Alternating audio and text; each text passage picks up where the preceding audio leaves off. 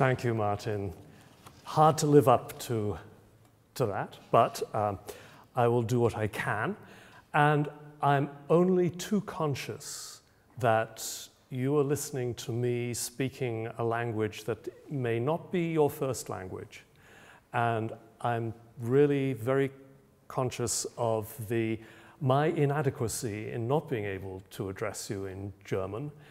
If I were to try, you would flee the room. So thank you for your patience in allowing me to speak in English.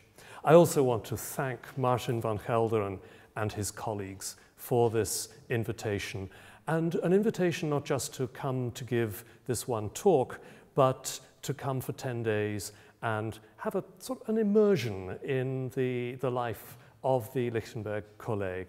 And that's a great privilege, and I'm enjoying it enormously.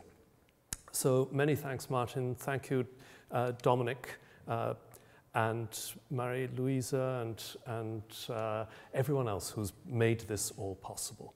So I'm going to talk this evening not about Vermeer. Vermeer will not get mentioned again, but about art and science in 19th century New England.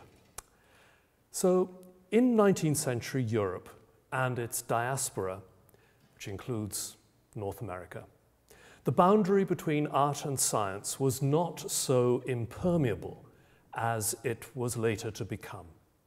Just as works could be classified by medium and place of origin, rather like natural history specimens, so dealers and collectors displayed and illustrated natural history specimens as bearers of aesthetic qualities.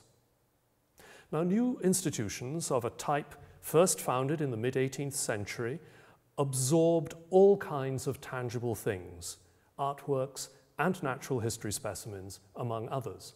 And that this is what happened in Göttingen as well, with its own university museum. So these novel institutions, museums, were among the major generators of knowledge claims in the 19th century European world.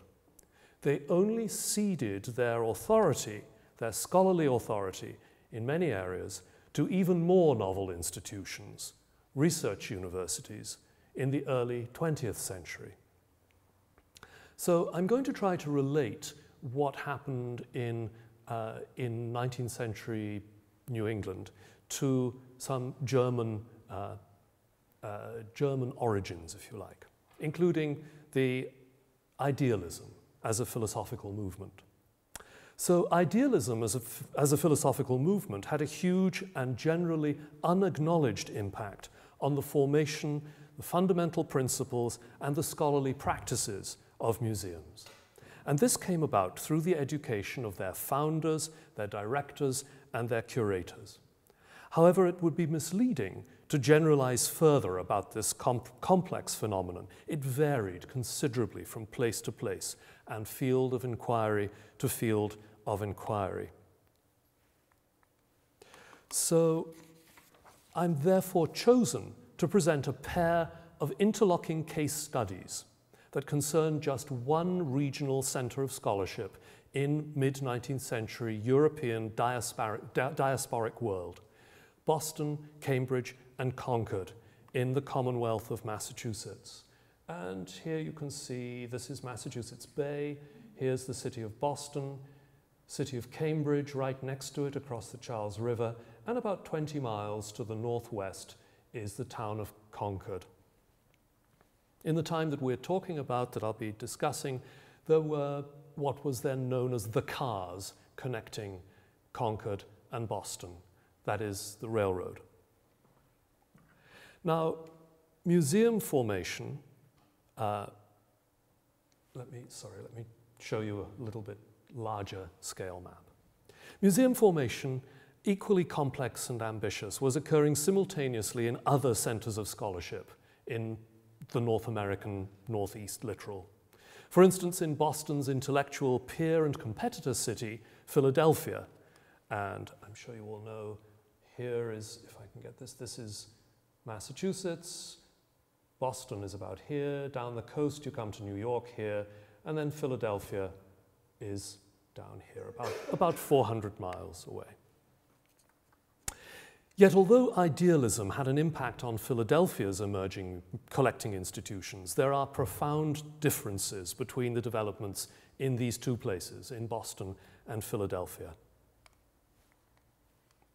In this exploration, I'm going to look at aspects of the work of two thinkers who knew one another, but who, to my knowledge, have never previously been paired or compared: Henry David Thoreau and Louis Agassiz.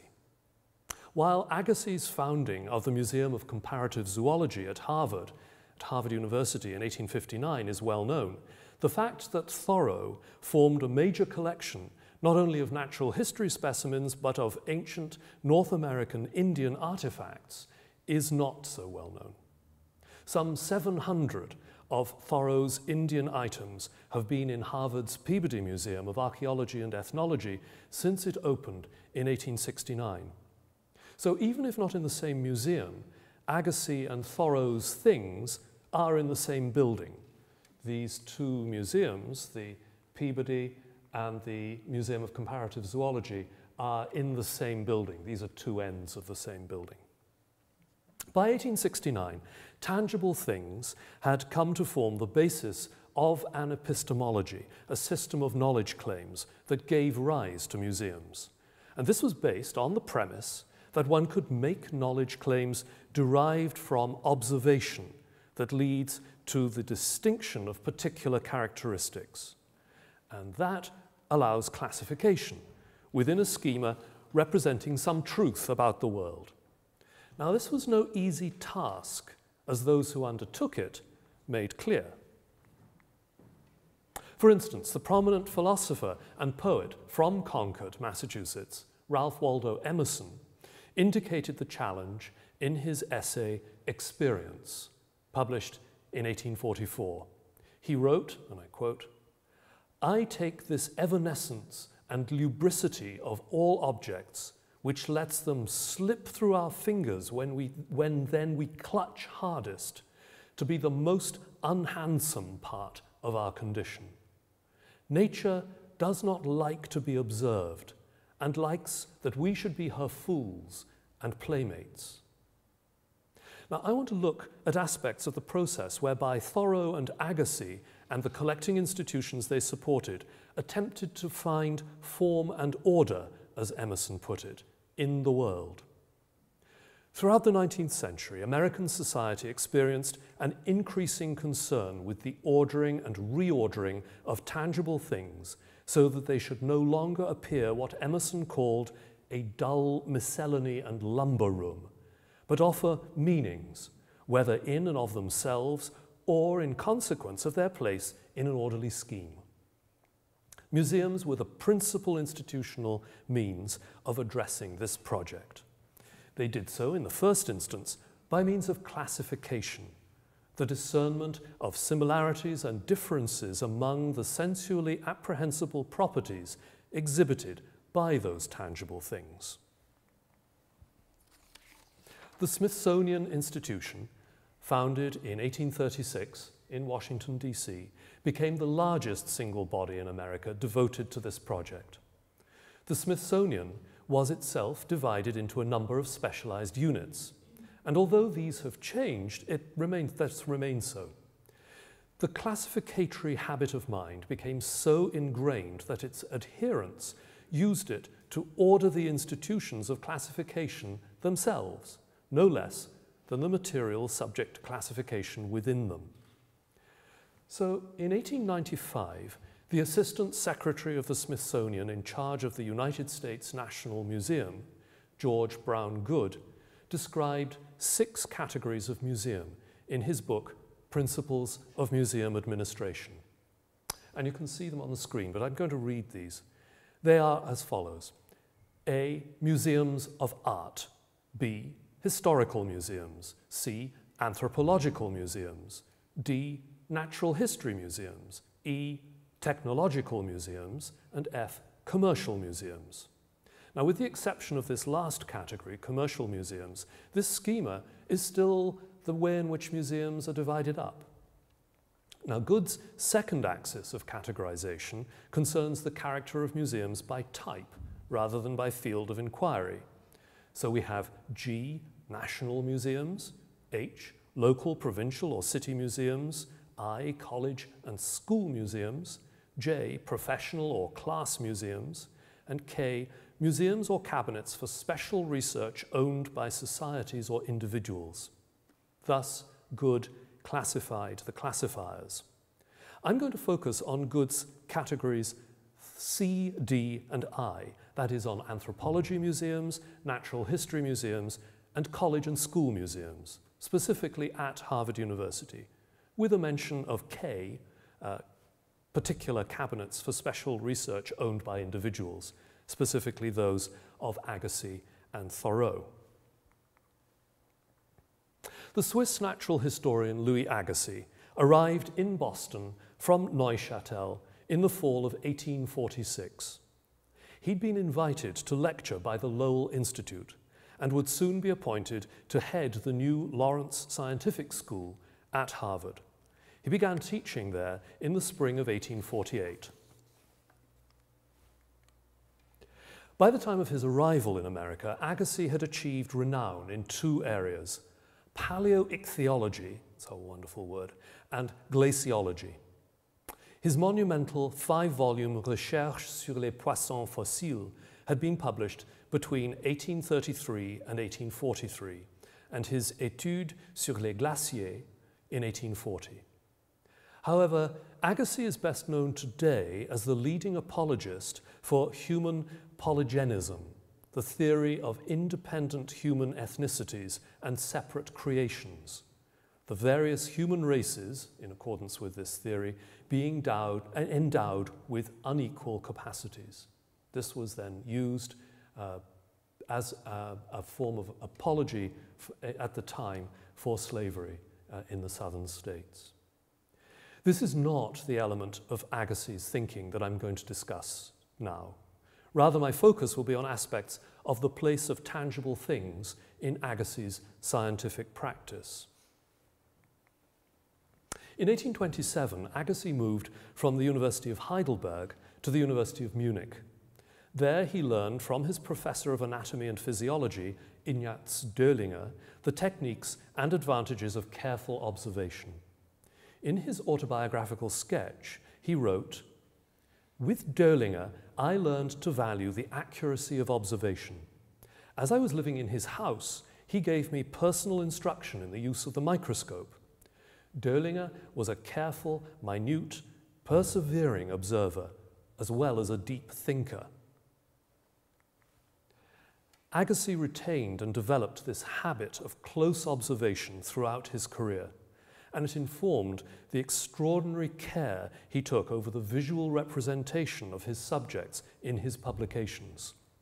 He was responsible, through his associates, for some of the most exacting and, I would claim, aesthetically compelling reproductive illustrations of extinct and contemporary creatures ever made. Yet at Munich, Agassiz also absorbed the practice of working with a priori claims. He learned to value their standing from such grand theorists as the philosopher naturalist Lorenz Ocken, who began his academic career at Jena as a somewhat wayward protégé of Goethe, and the philosopher Friedrich Schelling, who also owed his academic position to Goethe.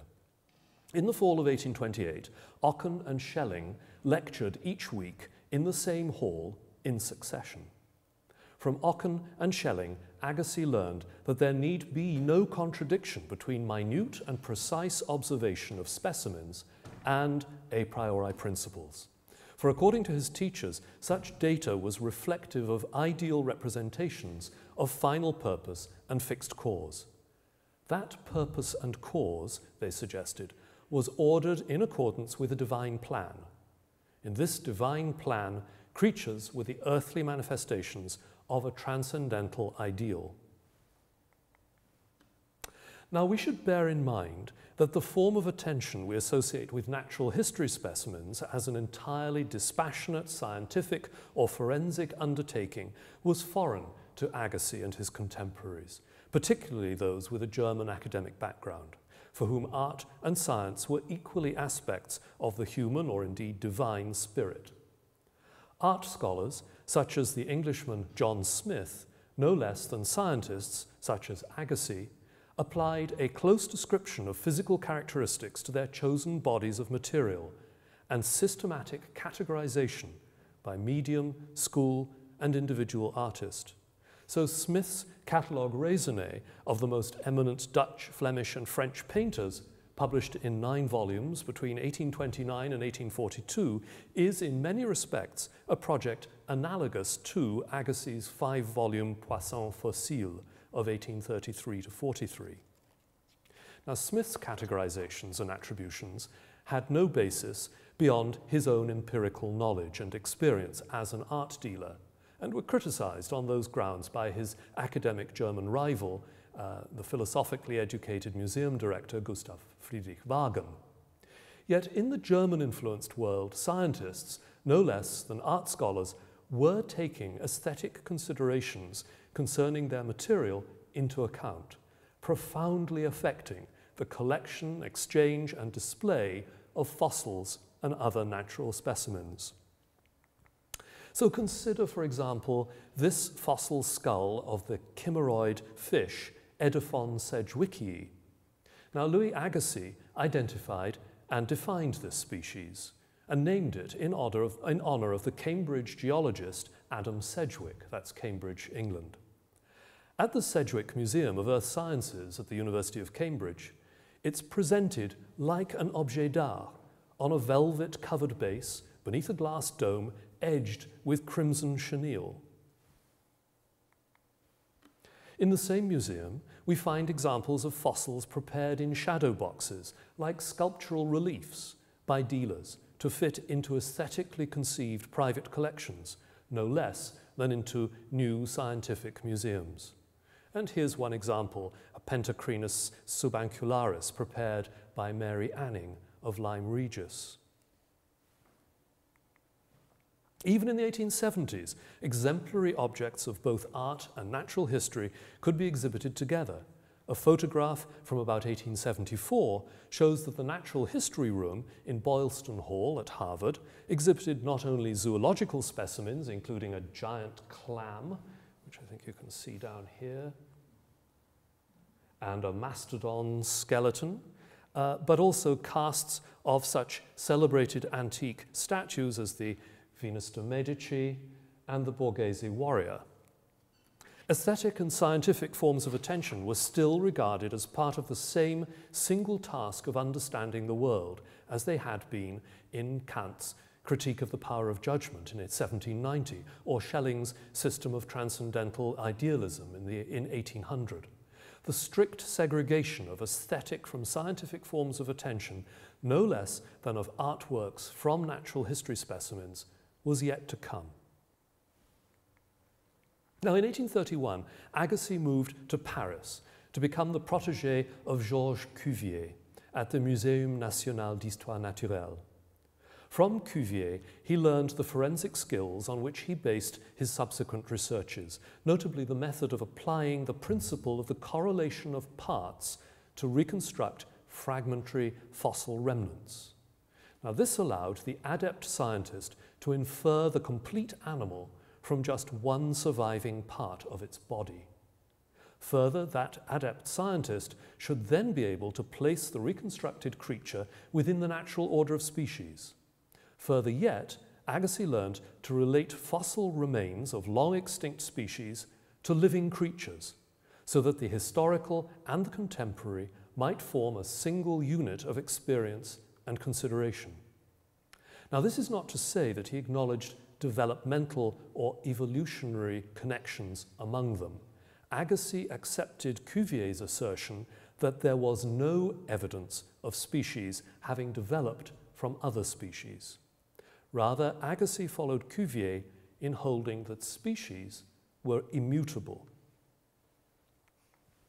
Now, Agassiz's work on glaciers and the effects of ice reinforced his belief that species are immutable. In 1837, he introduced the concept of the Ice Age to account for geological phenomena caused by glaciation. We take the Ice Age for granted, but generally are not really aware where this idea comes from. Well, it's Agassiz. His proposal that a vast sheet of ice had advanced southwards during the Pleistocene epoch to the borders of the Mediterranean and the Caspian Seas allowed him to develop a new theory of catastrophism to account for species loss.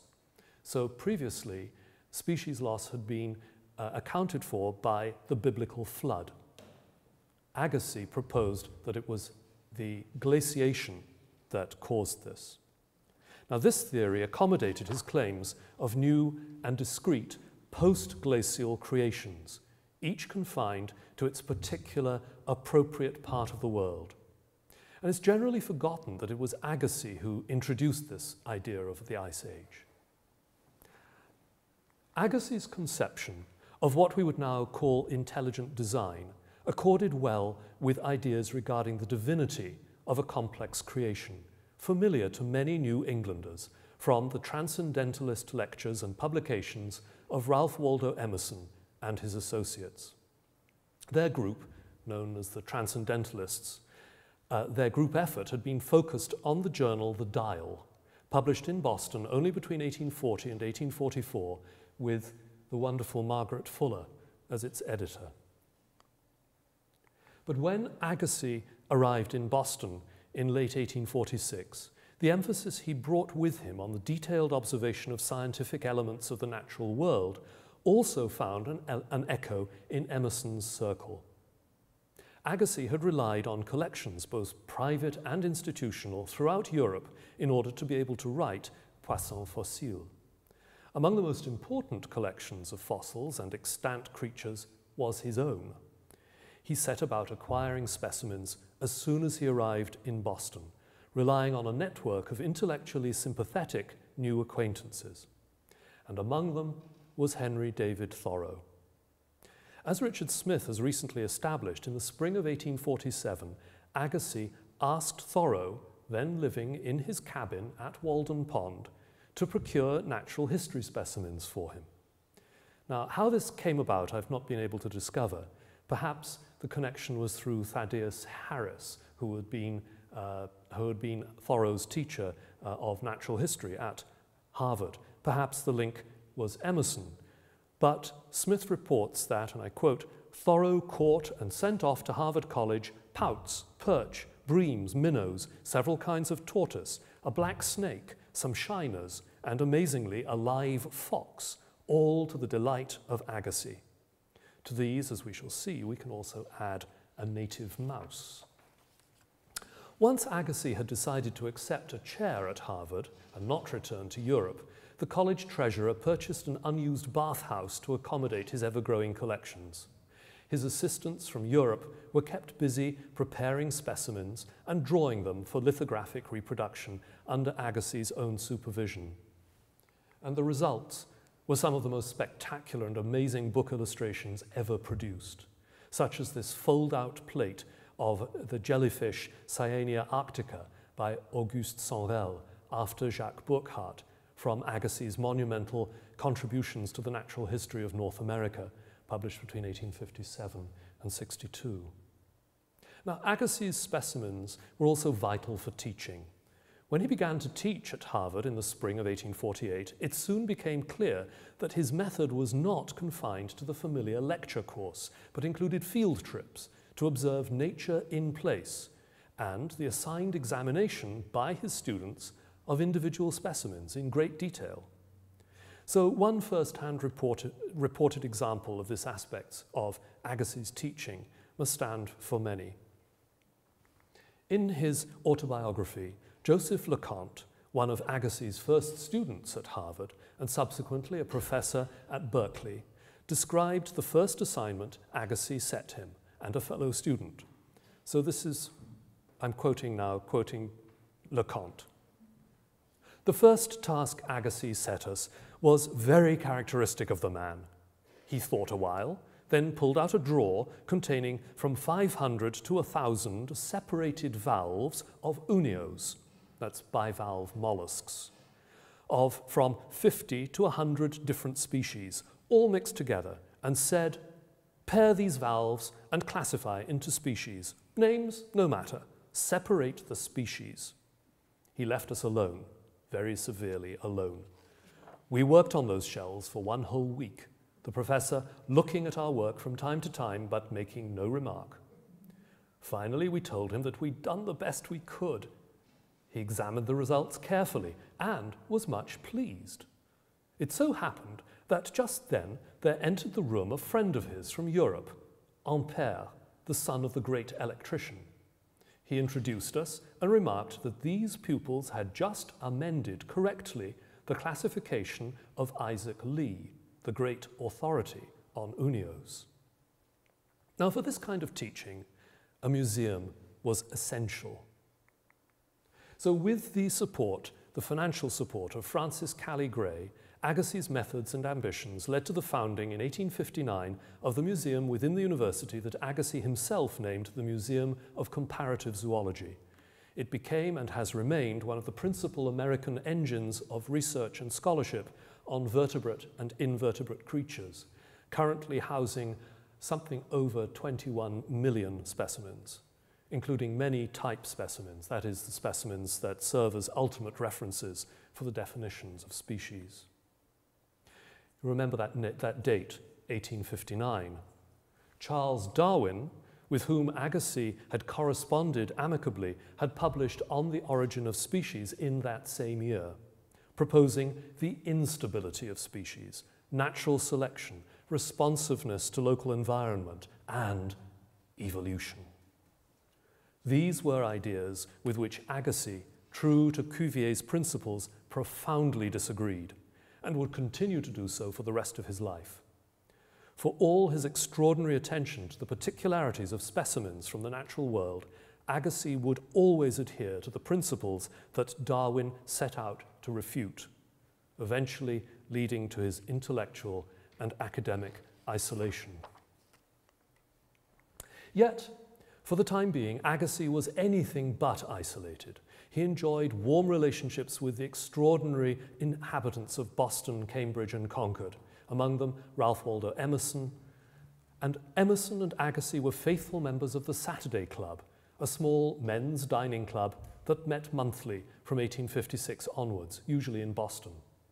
Emerson and his wife Lydian placed their 2 daughters in the school for girls run by Agassiz's wife, Elizabeth Carey Agassiz, who would become the first president of Radcliffe College.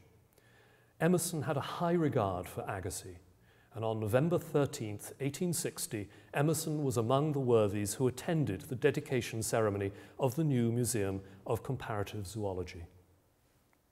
But Agassiz quarreled with his Harvard colleague, the great botanist Asa Gray, who publicly espoused Darwin's principles and who bested Agassiz in debate. In late 1864, Agassiz was even rumored to have challenged Gray in Heidelberg fashion to a duel.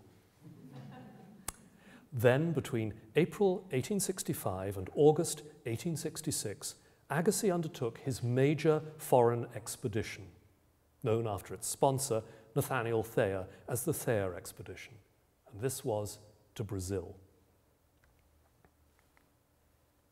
The expedition served both to remove Agassiz from a personally intolerable situation and also to procure evidence to refute the spread of Darwin's ideas.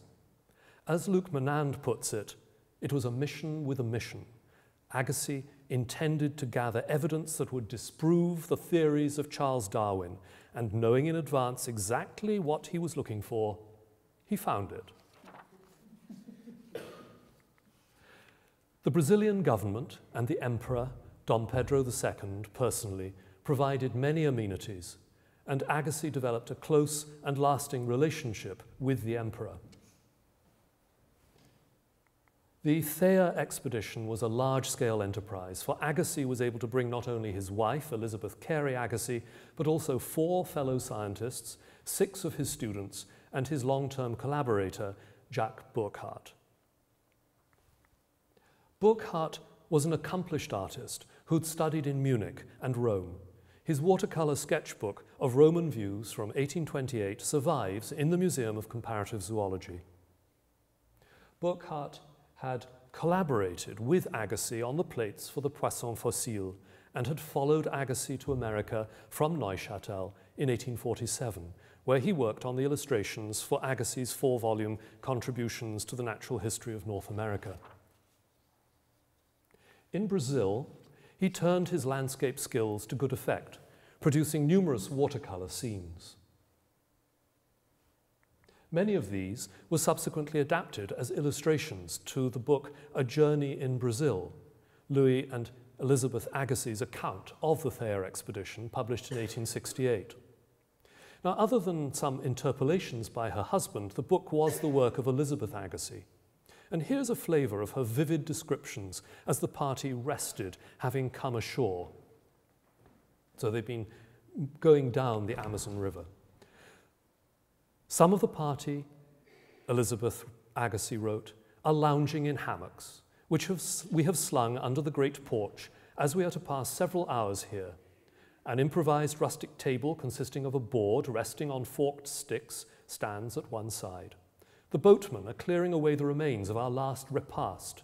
The Indian women, dirty, half-clad, with their hair hanging uncombed around their faces, are tending their native children or kneading mandioca in a huge trough. The men of the house have just returned from fishing, the morning having been more successful in that respect than was expected, and are now fitting up a rough forge in which they are repairing some of their iron instruments. In the meantime, science, with a capital S, has its sacred corner where Mr. Agassiz is investigating new species, the result of the morning's fishing, while Mr. Burckhardt is drawing them. Burckhardt made innumerable sketches of specimens, notably fish, collected in both the Rio de Janeiro area, where the expedition first spent its first 3 months, and on the Amazon. Now, Agassiz's curiosity was not confined to natural history alone. He also recorded the appearance of human inhabitants, notably when they exhibited an appearance that seemed unusual to him and his companions, and in particular to illustrate what he termed, and I quote, the evil of this mixture of races. For this, he used both photography, and we see here a photograph, one of a number that have only just come to the surface from the archives of the Peabody Museum by his student Walter Hunnewell, a young woman photographed in Manaus, photography and draftsmanship. He expressed a high respect for racially pure Indians, but railed against racial intermixture so prevalent in Brazil. Nonetheless, Elizabeth Agassiz wrote of this picture, which we see, the adjoining sketch, I'm now quoting Elizabeth Agassiz, is a portrait of my little housemaid, Alexandrina, who from her mixture of Negro and Indian blood is rather a curious illustration of the amalgamation of races here.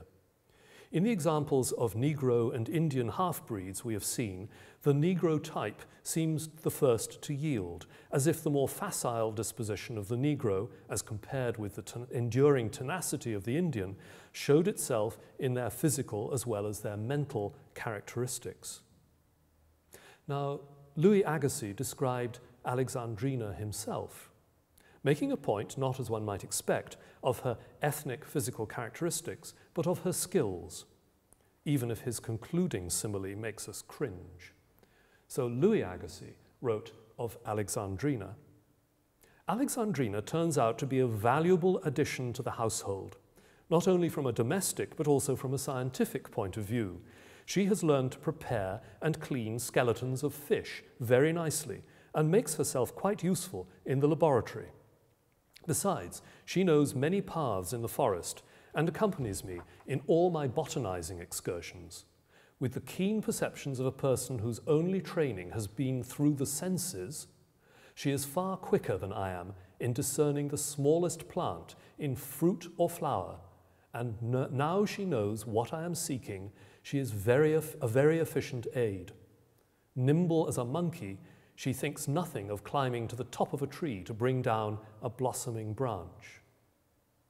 Now, the artist responsible for Alexandrina's drawn portrait from which this woodcut was derived, and this might surprise you, was one of the student members of the Thayer expedition, none other than the future psychologist and philosopher William James, then a student at the Harvard Medical School. Yeah, it is really surprising.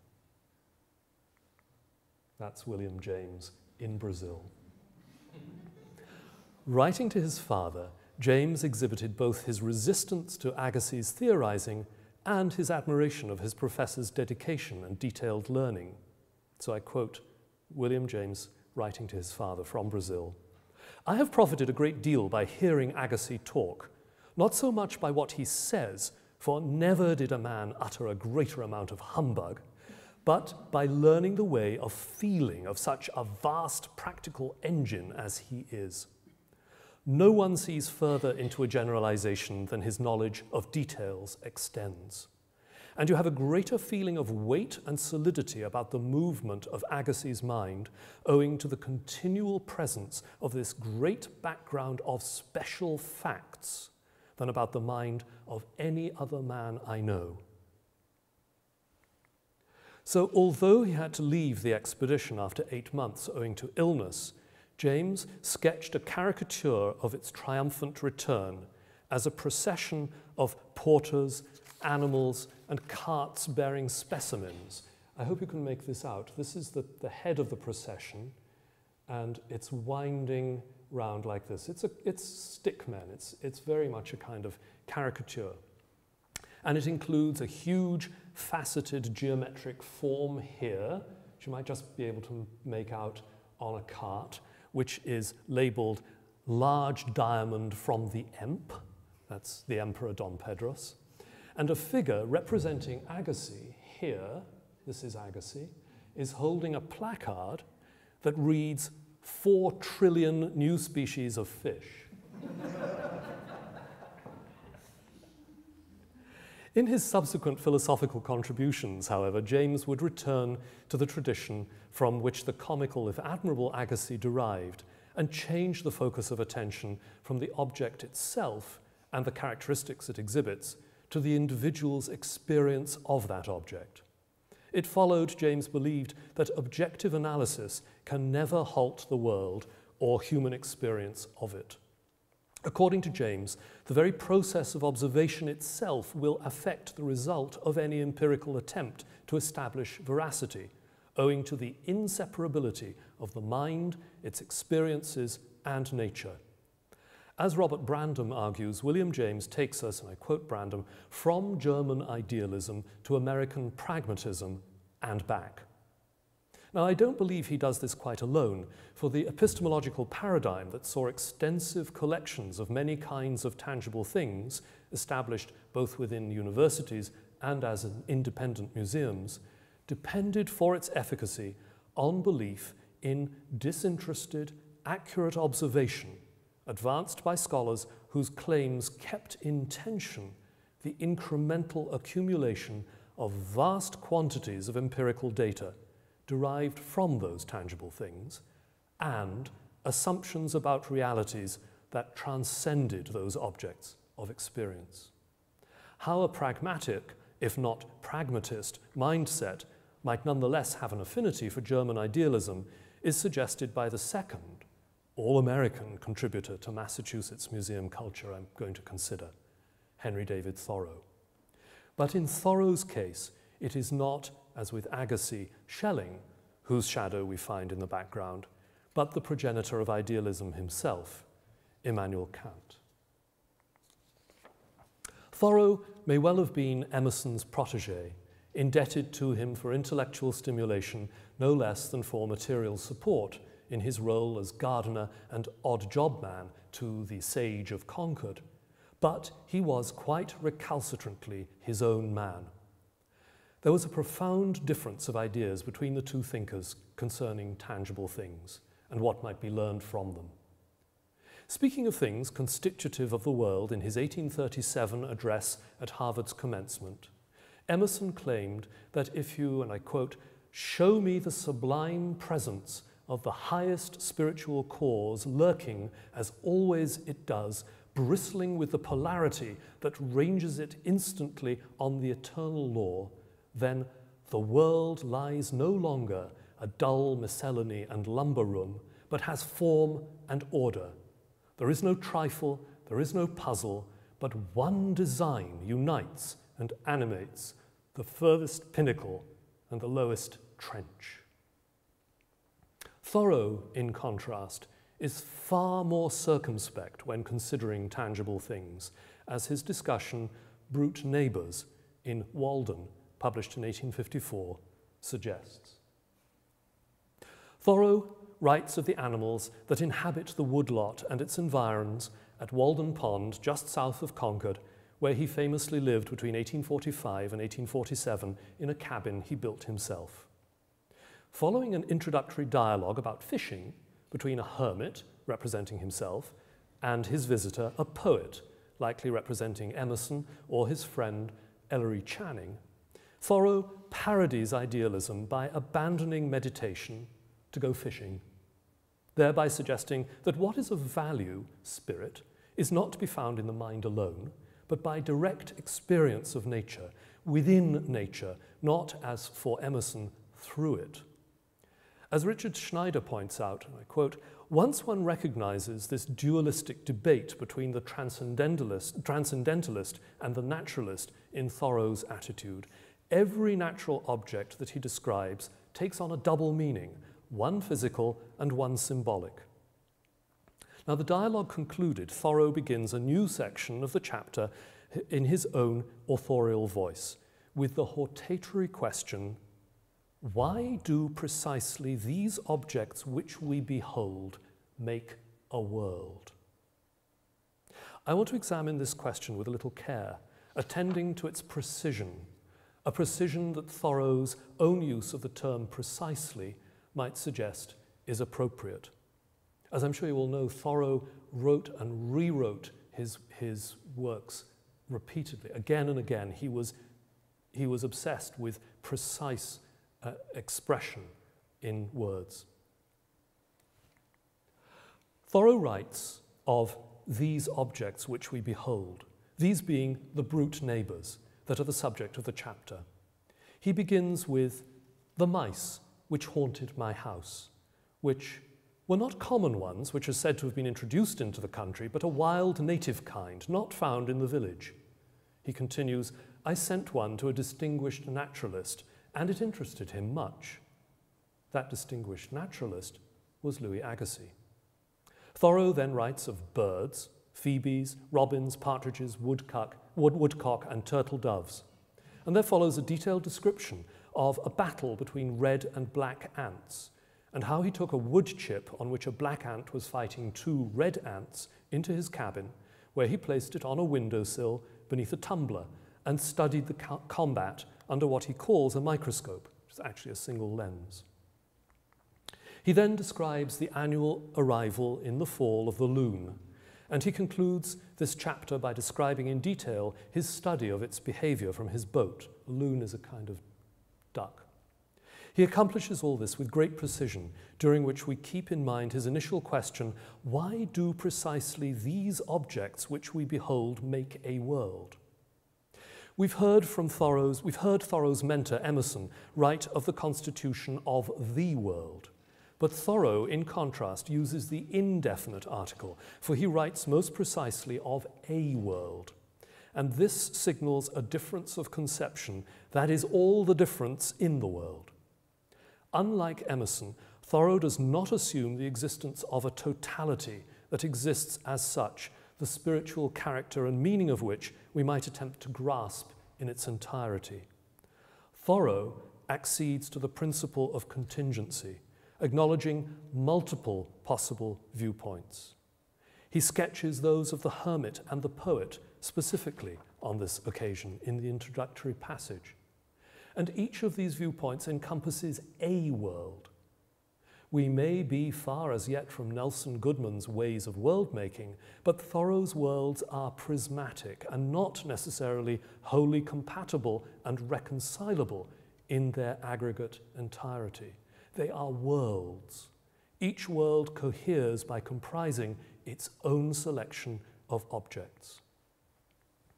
Thoreau engaged in such selection repeatedly and in various registers, first by means of observation and description, such as we find in Brute Neighbours, and second by means of collection. Thoreau collected in several categories, and this is really not very well known. I want to mention two: indigenous artifacts and animal specimens. Thoreau was constantly aware of the past presence in particular localities of indigenous peoples.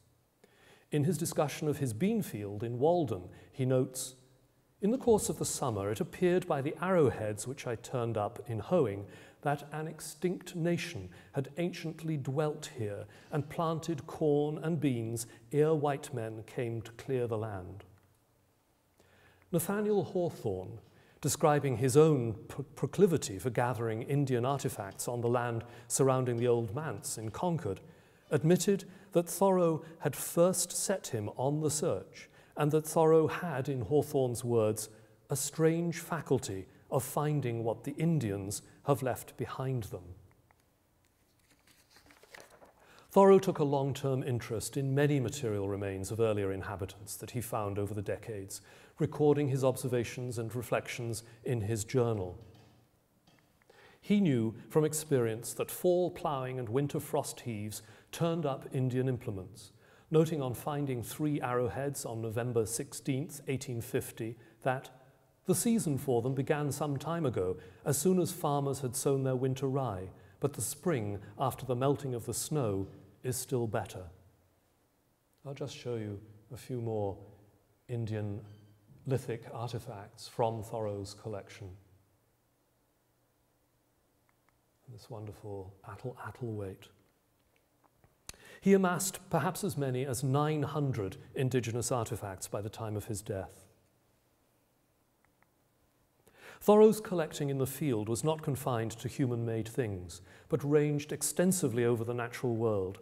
His method combined non-invasive observation and non-destructive gathering. Now, these are habits we may take for granted now, but they were novel enough in his day to warrant comment. His frequent walking companion and his first biographer, the poet Ellery Channing, whom Thoreau likely parodies as the poet in Brute Neighbours, drew a distinction between Thoreau's procedures and the violent collecting that was then the norm. This is Channing. Hawks, ducks, sparrows, thrushes, and migrating warblers, in all their variety, he carefully perused with his field glass, an instrument purchased with toilsome discretion and carried in its own strong case and pocket. Thoreau named all the birds without a gun, a weapon he never used in mature years. He neither killed nor imprisoned any animal unless driven by acute needs. And this account deserves comment. The standard way of identifying birds at this time was to shoot them, so that each dead body could be closely examined and the bird classified. This is what we see in Aubusson's wonderful images of the birds of America. They're all dead. Identification manuals were published to aid the ornithologist. And we have here Alexander Wilson's American Ornithology, first published in 9 volumes between 1808 and 1814. And its descriptions are based on the examination of dead birds, not the observation of living ones. Thoreau owned the 1852 edition. In a journal entry in March 1853, Thoreau mused on the advantages of the spyglass over the gun. He wrote, "Would it not be well to carry a spyglass in order to watch these shy birds, such as ducks and hawks? In some respects, methinks it would be better than a gun. The latter brings them nearer, dead, but the former, alive.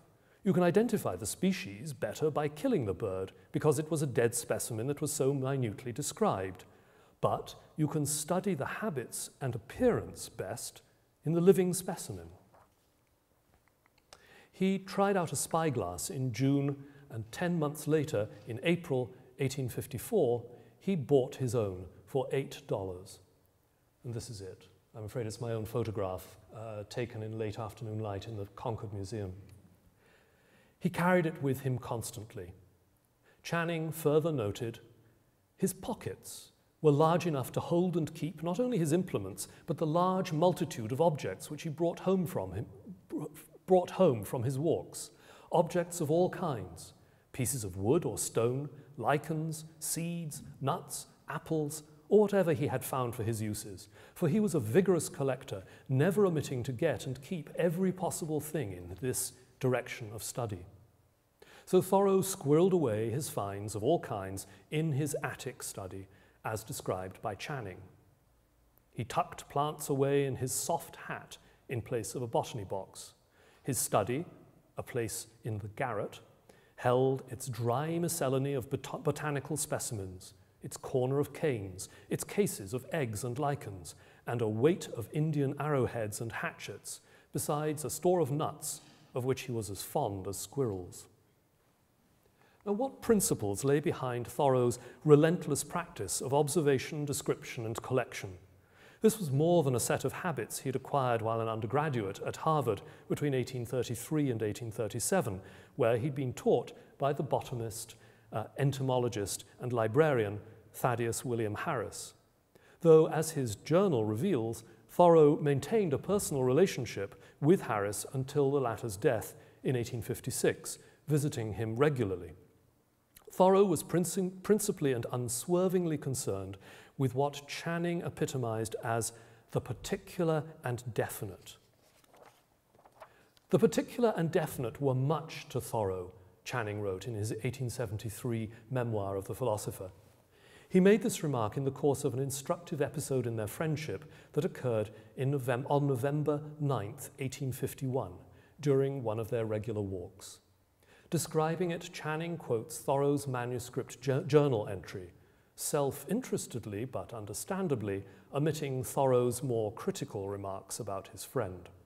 So I will quote here the original passage from Thoreau's journal. In our walks, C, that is Channing, takes out his notebook and tries to write as I do, but all in vain.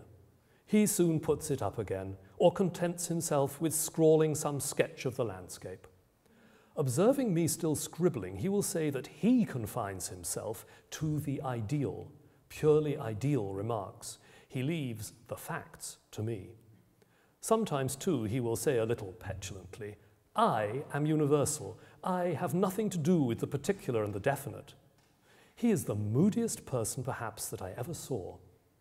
I, too, would fain set down something beside facts. Facts should only be as the frame to my pictures. They should be material to the mythology which I am writing. Not facts to assist men to make money, farmers to farm profitably in any common sense. Facts to tell who I am and where I have been or what I have thought. My facts shall be falsehoods to the common sense. I would so state facts that they shall be significant, shall be myths or mythologic. Facts which the mind perceived, thoughts which the body thought, with these ideal. I too cherish vague and misty forms, vaguest when the cloud at which I gaze is dissipated quite, and naught but the sky depths are seen.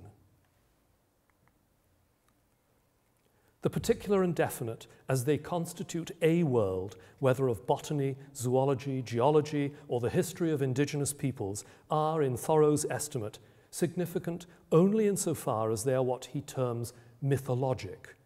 They overturn received opinion. They are falsehoods to the common sense. Yet the pictures he would make had to be framed by facts. Channing reported, his habit was to go abroad a portion of each day to fields or woods or the Concord River. I go out, he said, to see what I have caught in my traps which I set for facts. As Channing perceptively summarized Thoreau's purpose, he looked to fabricate an epitome of creation and give us a homeopathy of nature. Thoreau's mature reflections on the character of scientific inquiry in the Friday chapter of A Week on the Concord and Merrimack Rivers, published in 1849, reveal that its basis is observation rather than experiment, but not observation that might cause distraction by the mere incremental accumulation of facts. He writes, "Observation is so wide awake and facts are being so rapidly added to the sum of human experience that it appears as if the theorizer would always be in arrears and were doomed forever to arrive at imperfect conclusions. But the power to perceive a law is equally rare in all ages of the world and depends but little on the number of facts observed." So Thoreau qualifies this undertaking in two ways. First, that power to perceive a law is peculiarly dependent on the experience of the scientist. As he expresses it, "How can we know what we are told merely? Each man can interpret another's experience only by his own," and that's the original emphasis. How can we know what we are told merely? Each man can interpret another's experience only by his own. Second, for Thoreau, the perception of scientific laws is above all a moral undertaking. "The laws of nature," he wrote, "are the purest morality. This is why they are a part of what he would later come to denote as the mythologic." Thanks to his preoccupation with the particular and the definite, Thoreau thought his way back through Emerson's transcendentalism to its roots in Kant. For Kant thinks that the world as a whole is not knowable by us. The universal laws we believe to operate in nature originate in ourselves. I am the universal. And that demand for the universal is inseparable from the foundations of morality within us. The quality of the mythologic therefore holds in tension the double meanings of things derived from transcendentalist idealism, imbibed especially from Emerson on the one hand, and attention to things in themselves as constituents of a world, a significant but not knowably all-encompassing unity on the other. One means by which Thoreau negotiated this tension was by adopting the prophetic mode that Stanley Cavell so perceptively discerns in Thoreau's most uncompromisingly apodictic text, Walden. For both Agassiz and Thoreau, the collection and extremely detailed examination of tangible things was essential and inevasible. While Agassiz was relentlessly gathering specimens for the Museum of Comparative Zoology, Thoreau continued to collect too. He'd long been gathering material on the indigenous inhabitants of North America. He compiled what was to become a series of 12 manuscript notebooks, now in the J. Pierpont Morgan Library in New York, under the title Extracts Relating to the Indians, most likely with a book in mind that he did not live to write. He gathered information firsthand about Indian ways during his expeditions with indigenous guides to wilderness areas of northern Maine in 1846, 1853, and 1857, and to Minnesota in 1861 to meet with the Dakota peoples. But Thoreau, suffering from tuberculosis, died at the age of 44 the following year. As a scientist, as in everything else, Thoreau had remained an outsider, beyond institutional enclosure. However, like his teacher Thaddeus William Harris, he was a member of the Boston Society of Natural History, founded in 1830. And to this body, he not only donated specimens during his lifetime, but also bequeathed his natural history and indigenous artifact collections. The bequest took effect on Thoreau's death in 1862, which was the year the Society began building its new museum in Boston. Just 4 years later, in 1866, the London-based banker George Peabody donated funds for a museum and professorship in American archaeology and ethnology to Harvard, and this led to the construction in 1869 of the Peabody Museum of Archaeology and Ethnology as an extension to the building housing Agassiz's Museum of Comparative Zoology. The first curator of the Peabody Museum was Jeffries Wyman, Hersey Professor of Anatomy at Harvard since 1847 and president of the Boston Society for Natural History since 1854. In 1866, Wyman chose the position at the new Harvard Museum over the directorship of the newly built New England Museum of Natural History, founded by the Boston Society of Natural History. And the Society took advantage of the founding of the Peabody Museum to divest itself of its archaeological materials. And these were sent with Wyman to the new Harvard Museum. Among the materials from the Boston Society of Natural History that Wyman received into the new Peabody Museum was therefore the group of Indian materials left by Thoreau. The museum received them when its new building was complete in 1869, and this is 2 facing pages from the original museum register, which shows, these are 2 pages of many of the Thoreau Indian material.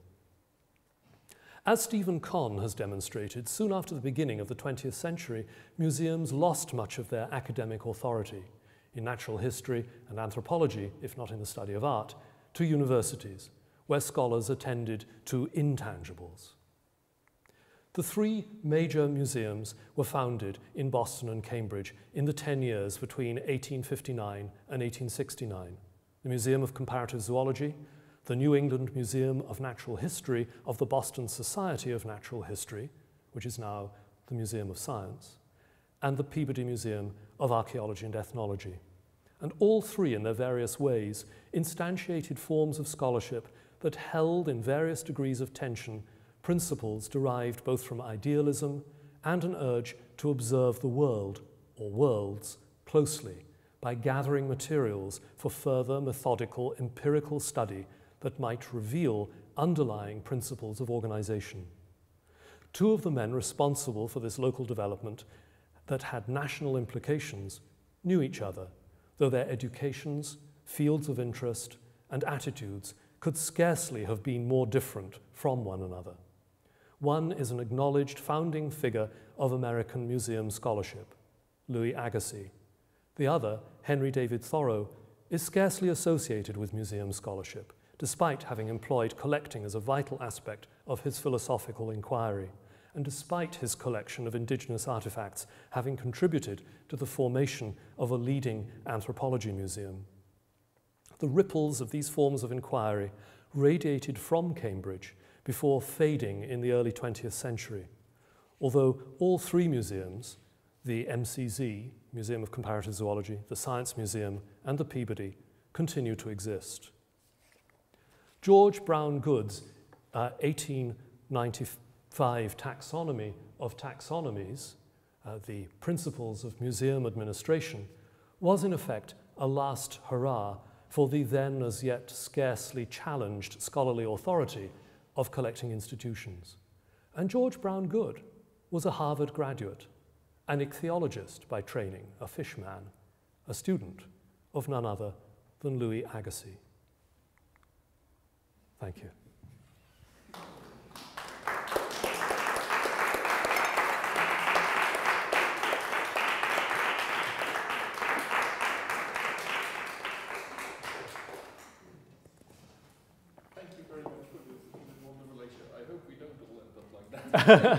Exactly. Which is now open for questions, commentaries.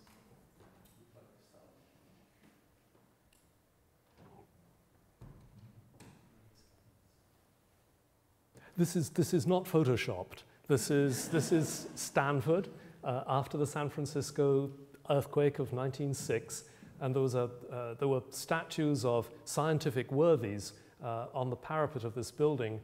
And this is what happened to poor Louis Agassiz, and it seems, in a sense, rather unfortunately prophetic and appropriate. As I mentioned, he's now really only thought of in terms of his totally wrong-headed racial theories, and it's something of a shame that his other work, which was so groundbreaking, has been eclipsed by this bad reputation. Is the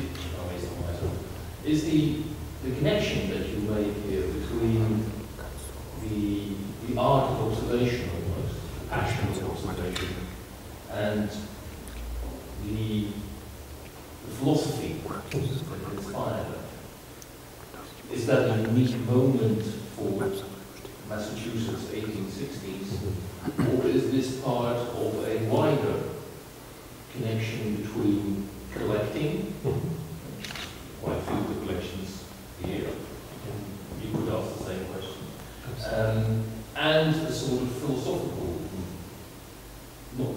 prisoner in the world?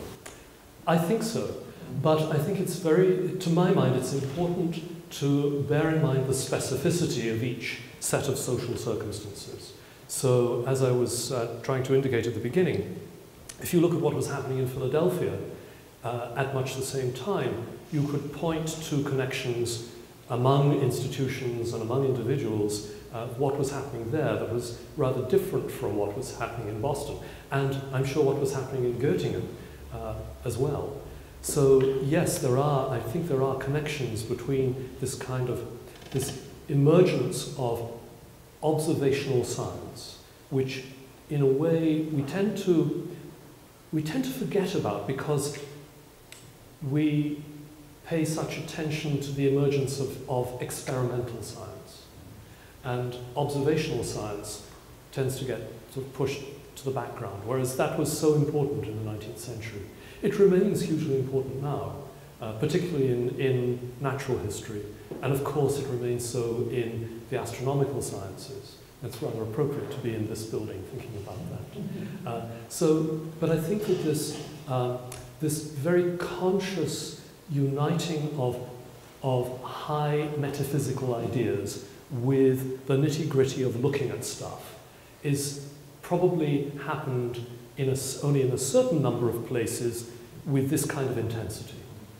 And it certainly happened with a real intensity in and around Boston, Massachusetts at this time. Thank you very much indeed. It was very intriguing. Does it work? I was also thinking about the cabinet of curiosities in Central Europe in the 17th and 18th century, and I wonder, do you see some kind of tradition there? Because as far as I know, there have been quite a few, especially in the Netherlands, from people what we would like to call connoisseurs, knowledgeable, actually scientists, researchers, doctors, whatever, and they took great interest in collecting shells and whatever kind of fish pieces and categorizing them. Yes. So would you see a line of tradition there, some kind of cultural constancy? I think there's an epistemological shift. And I think that the shift, one can characterize, it's quite complicated, so what I'm going to say is too simple really. But it's a shift from the unusual, the unique, the thing that is very difficult to classify because is coral an animal or a plant? So great interest in coral in collections of the Kunst- und Wunderkammer. So it's the unclassifiable. A shift to an interest in what is typical, in the specimen, in the thing that is representative of many others of the same kind. And I think this is a real change. This doesn't, but it isn't as straightforward as that, because I think, as I tried to describe in my remarks, all too briefly, there remained a fascination with the particular characteristics, even of the typical, so that as new types of species are discovered and identified, whether these are fossil remains or living things, so there is a willingness to attend to their particular characteristics in their own right, not simply as a means to an end of categorizing. So there's an ambiguity there, I think. So yes, there is a continuity, but there's also a change. Follow up this question: does extinction play a role in their research and collecting? I mean, I don't know if they work so closely together with museums. One might imagine that species that are about to be extincted might be of special interest to them. Or is that right? Yeah, no, that's a fascinating question. Of course, with the fossil remains, a man like Agassiz with his fossil fish studies is dealing with extinct species. I think the way in which extinction is accounted for, this undergoes a radical shift in the 19th century. So how does this happen? Agassiz believes in these discrete creations and that any given species exists only in one, often very small part of the world. And so he's interested in trying to find these, however many it was, 7 trillion new species of fish. Of course, he didn't find that many because he was working according to a set of principles that scientists now don't hold by. But how to account for this? I think Agassiz's idea of glaciation was a huge change. Previously, as we know, extinction had been accounted for in the 18th century and well into the 19th century by the catastrophe of the flood. And so this is how you could say, well, these things were created, they didn't survive the flood. And so we have this new creation after the flood. But Agassiz, he only puts forward the idea of a single ice age. We now have multiple ice ages, but he's coming up with a new way of accounting for this. Now, how this relates to living things, Agassiz is interested in the way in which species are very locally occurring. So this is one of the reasons that he goes to Brazil, because he thinks he's going to be able to find innumerable species of fish that don't exist anywhere else. And to an extent, he's right, but not to the extent that he wished for. So the whole thing of looking for new species living in nature is something that then becomes complicated by Darwinism and the idea of mutability of species, and starting with Darwin's finches. I'm not sure that really helps with what you are bringing up, but I think that this whole question of what are naturalists turning their minds to? There's no doubt that the publication in 1859 of On the Origin of Species is a huge watershed. I mean, there's no denying that, I think. But that doesn't mean to say that these older ideas didn't have a continuing life. A follow-up.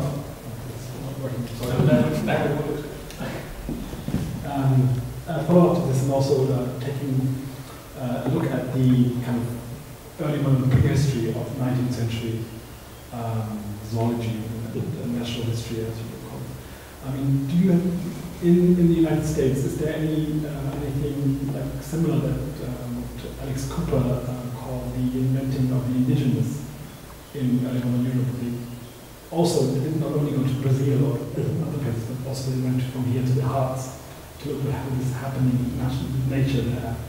And they differentiated between what they did in Brazil and what they did in Concord. Oh, yes. And I think one finds this most particularly in my limited knowledge of this whole area. It's best illustrated by the career of Asa Gray in botany and the exploration of American flora, where you have a much wider variety of difference between the natural world in North America and Europe, in the flora than in the fauna. There are obviously differences in the fauna as well, but it's really this trying to get to grips with the particularities of American flora that's where a major focus lay. Gray is contributing to this himself with the way in which, soon after he arrives in North America at Harvard, he launches into this huge project of the contributions to the natural history of North America. So I think that these people of European origin and European descent are very conscious of difference. One of the things that intrigues me is how indigenous knowledge comes into the picture. and how people like George Catlin actually make great efforts to learn what indigenous peoples knew about the natural world. And this goes on a kind of decline as the myth of the disappearing Indian grows in the course of the 19th century. 18th century European Americans took Indians seriously and acknowledged that they were part of history. Later in the 19th century, you start to get this idea that they are part of natural history, and they become anthropologized and turned into the ethnographic, and are progressively denied a place in history. But so the idea that they have special knowledge that could be of great interest and even use begins to disappear in the course of the 19th century. Yeah. Is there the connection between the theory, so to speak, is there the connection between the theory and the collecting? Yes.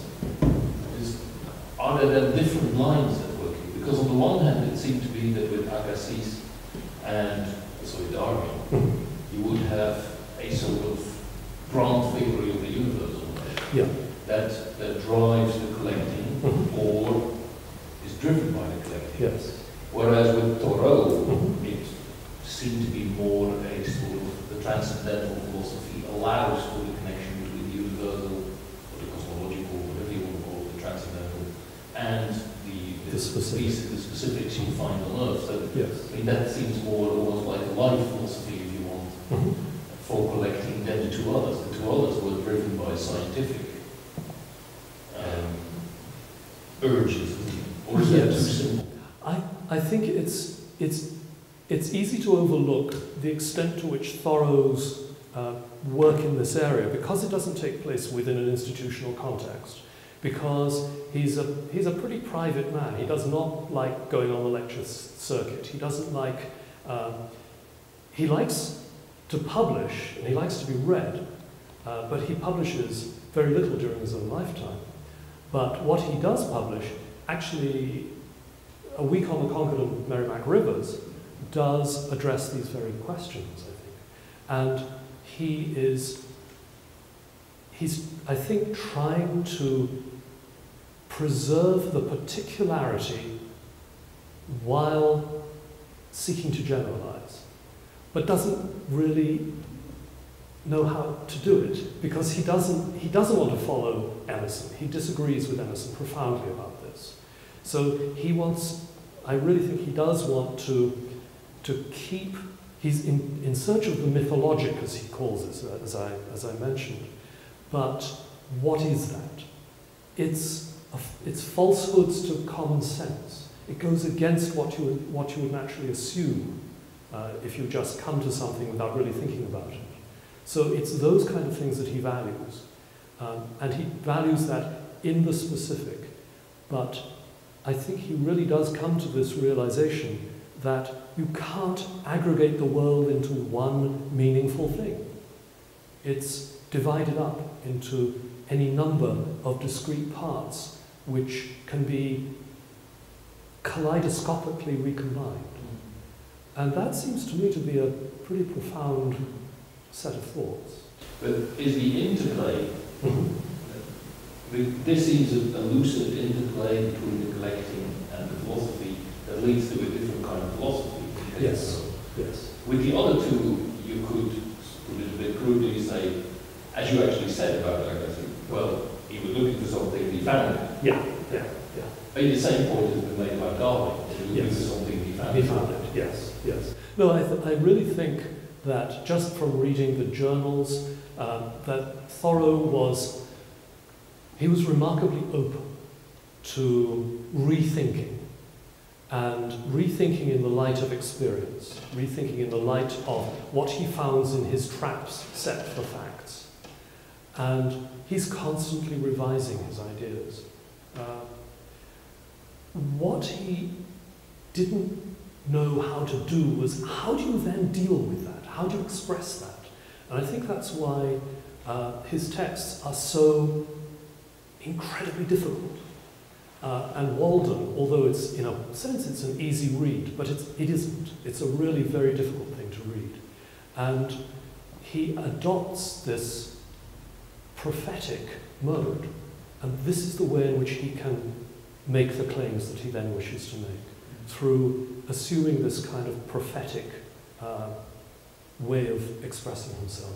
And lots of what is most important in Thoreau's writing, I think, is it's not immediately apparent. It's things that seem to be really very straightforward and very simple actually are much more complicated than they seem. And you know, it's Stanley Cavell is the person to whom I think we owe a great debt in interpreting this. One of the common topics in 19th century museum history is the connection between state building and museology. Yeah. So my question is in the American context or the Boston area context, is there a special way of connecting the way of the state is built up and museums are built like this impressive building and this special foundation in idealism? Because in Germany, of course, German idealism and the state, they're like a love affair, yeah, go together. Yes, yes. No state without idealism and no idealism without fascination for state building. Yeah. And this intrigues me, how does this fit into the American context? Are there idealists of the future state to build up, and with the heritage, with the lack of tradition on the one side, but this variety of specimens of natural history on the other side? I mean, a lack of cultural traditions. There's no Renaissance art in America, in North America, apart from European art brought there. But there's a lot of specimens, and how does this affect the context of the connection between state building and museology and musealizing artifacts? I think what this comes down to is the very deep and troubling question that all Euro-Americans who think about anything at all ask themselves, what are we doing here? Why are we here? And so much of American thinking and striving and political action is including museum building and the building of institutions of which museums can be a part, like universities, in the instance of the Museum of Comparative Zoology and the Peabody Museum. That these are ways of trying to grapple with that puzzle of by what right are we here? And I don't think that a sense of a lack of past is really the issue here. Because insofar as Americans wanted to have a sense of, that is, Euro-Americans wanted to have a sense of past, they'd come from Europe. Now, obviously, thinkers like Emerson were extremely keen to propose an American particularism, that is, a Euro-American particularism, so that, yes, they acknowledge their European origins, have lots of European ties. Emerson travels to Europe, he has European correspondents, friends, and what have you. Yet he is very, very distinctly proposing a Euro-American particularism. And I think that is part of what then informs the foundation of some of these institutions.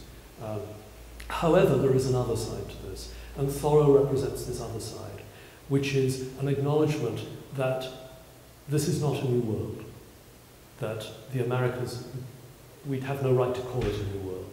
It is historically deep in terms of human inhabitation and in terms of the profundity of that, of the achievements of those who inhabited that world, those places. And Thoreau is one of the most, I think, one of the most interesting thinkers along that line, which was a tradition that was, if you like, coming to an end at that time rather than beginning. This is something that 18th and earlier 19th century American thinkers were perfectly at home with, the idea that this is a place with a deep past. Europeans are recent arrivals, but they can somehow be grafted on to this deep past. Now, how this actually feeds into nation building, well, the sense in which Harvard is changed in the mid-19th century over a number of years from what had been a theological college and a finishing school for gentlemen to a major world research university on a German model. That is, if not nation building, it's certainly society building in with a particular agenda. I think we have to remember that these are, they're not governmental institutions, they're all private if corporate institutions. Harvard University is privately endowed, privately funded, then as now. The Boston Society of Natural History is as well. So this is not getting government funds, not even local, I mean not even from Massachusetts. So to see, there is no parallel with the investment by governments in European states in universities and museums. There's no parallel with that. The closest is the Smithsonian Institution, which was the result of a bequest. So the foundation of the Smithsonian was not on the initiative of the federal government. It then comes under the wing of the federal government and remains so. But it's as though this whole idea of nation building is something that is in private corporate hands rather than a business of government. And that is itself quite a distinction between Europe and Euro-America. Any further questions at this stage? I visited the Harvard Museums last year and I was very impressed by a section you didn't mention because it's later. It's this wonderful collection of glass imitations of plants. Yes. Yes.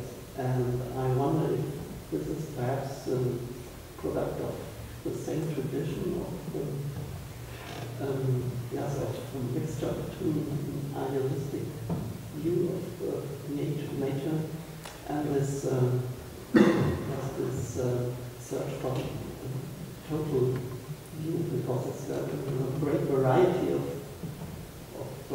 nature is Yes, this is a collection of glass models of plants. Most of them actual size, so they look real. And these were made, they're not American, they're actually European. They were made by a father and son team named Leopold and, I'm forgetting the other one's name, Georg Blaschka. They were Bohemian glassmakers, and they started with glass models of marine invertebrates, and then they moved on to plants. And a donor at Harvard was prevailed on by the professor of botany to fund a long-term acquisition of these glass models, which could be used in teaching.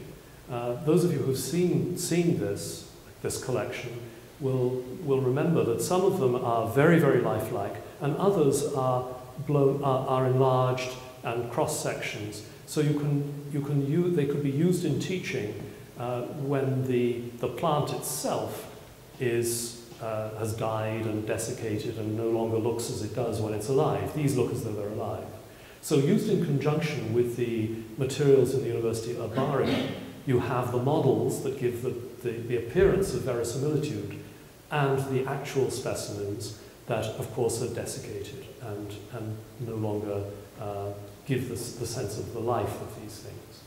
So this is I don't know who their other customers were, who the Blaschka's customers in Europe were, for instance.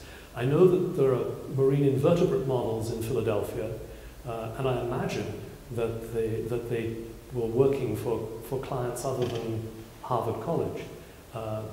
But all of these extremely fragile things were transported from what's now the Czech Republic to Cambridge, Massachusetts. So this is again a part of a European and American connection. On that note, shall we thank you once again for a lovely discussion. Thank you.